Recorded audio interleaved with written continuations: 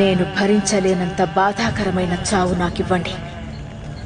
నేననుభవించే ఆ నరకయాతన వాడి ప్రేతాత్మ మీద పగరగల్చాలి.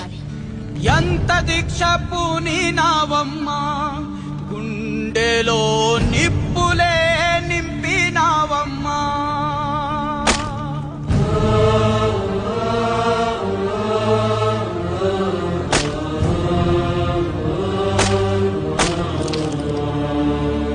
త్యాగమంటే నీదమ్మా, నరకమే పొంగులో నా ముడిచావమ్మా.